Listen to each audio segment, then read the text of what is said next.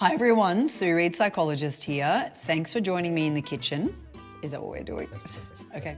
Let's get cooking with this ghee demonstration. Ready, steady, cook. You laughed when I loved it. So I'm going to show you exactly how easy it is to make clarified butter or ghee.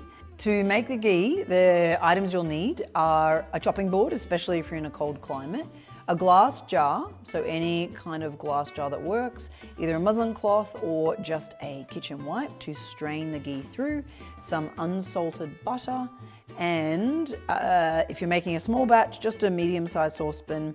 And this is from my grandmother that I use still to strain things through. So we're going to be straining the milk solids out into either a jug or another saucepan that has a little lip, so it becomes easy to pour in there at the end. We start with a saucepan. I'm just going to make a small batch. You could make a very large batch and have a number of jars of it. This is enough just for one jar.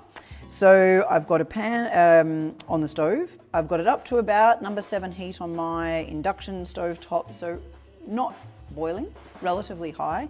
We use unsalted butter, and again, I always like to use the most affordable or the most expensive that you can buy, whatever that is for you.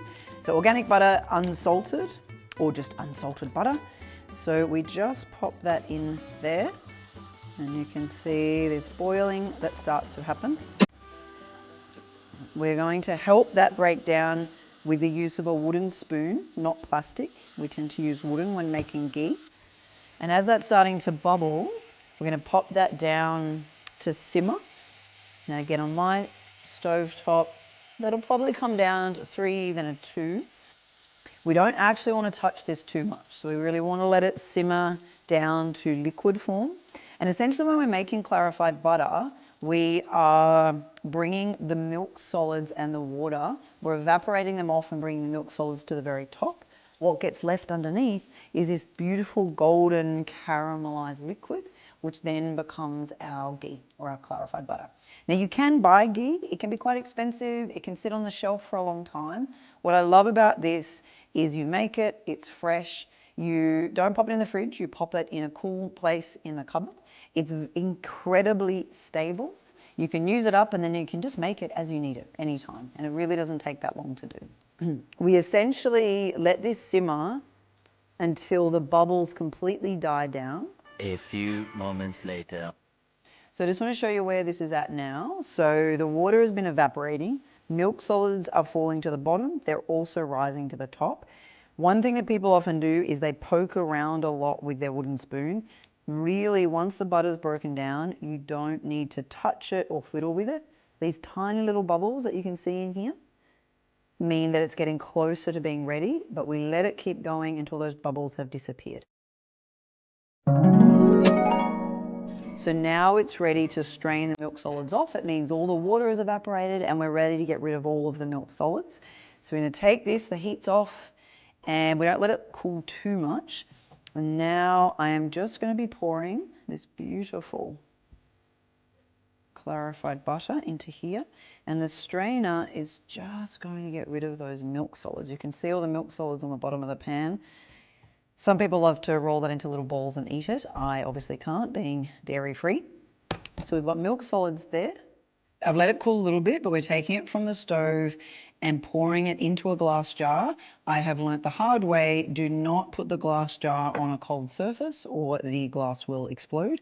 Pop it, if you're in a cold climate, onto a nice warm chopping board, and then you can have a muslin cloth or just a kitchen wipe here to strain the milk solids out. And then we very slowly pour the beautiful coloured ghee into the glass jar.